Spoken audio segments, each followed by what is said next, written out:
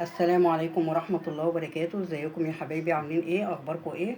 انا النهارده هعمل لكم ان شاء الله باذن الله البابا غنوج. البابا الغنوج هقول لكم بس المكونات الاول. عباره عن بتنجان، عندكم زبادي، توم، فلفل، قوطه، طحينه. كل دول هنحطهم على البتنجان بعد ما نشوحه. انا دلوقتي هاخد البتنجانه وهروح اشوحها واقول لكم بقى هعمل ايه بعد كده. ودلوقتي احنا حطينا البتنجان يتشوح على النار. على ما البتنجان ما يتشوح انا حطيت الثوم والفلفل في الكبه وهفرمهم في الكبه وهرجع لكم تاني.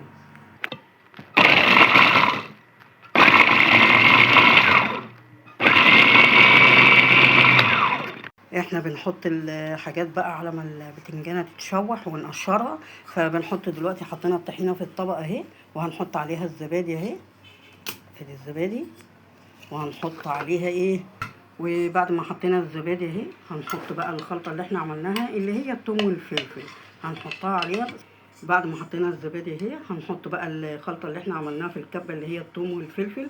حطوا فلفل بقى قد ما انتوا عايزين، فلفلايه 2 3. والله في ناس بتحب الفلفل كتير هتحط كتير، في ناس ما بتحبش الفلفل، بتحب فلفل رومي حط فلفل رومي.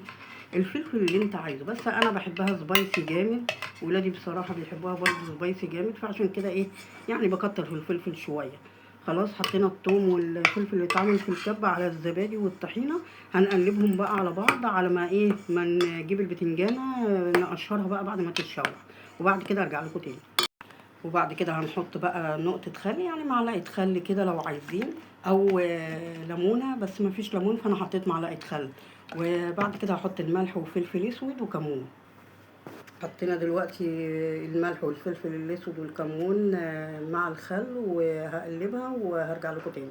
ودلوقتي شوينا البتنجان خلاص وقشرناه وحطيناه في الكبة، هنضربه في الكبة. وبعد ما نضربه في الكبة هنحطه بقى على الخلطة ونقلبه فيها كويس.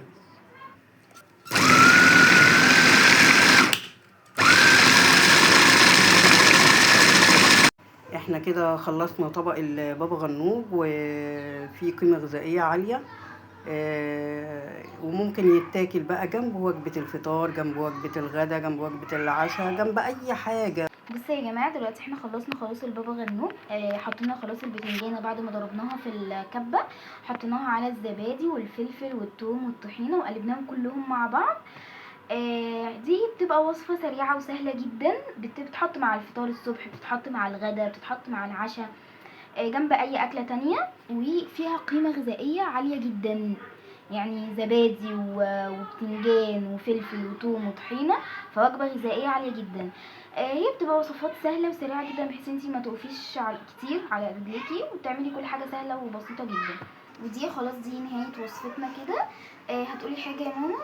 هو ممكن برضو نحط عليها يعني خضرة اللي هي البقدونس أو الكزبرة، الخضرة نقطعها صغيرة نعملها في الكبة ونحطها على الوش لو احنا عايزين. وبالهنا والشفا، ونراكم في وصفة يعني إن شاء الله بإذن الله وصفة جديدة. نشوفكم ان شاء الله باذن الله في وصفه جديده. سلام.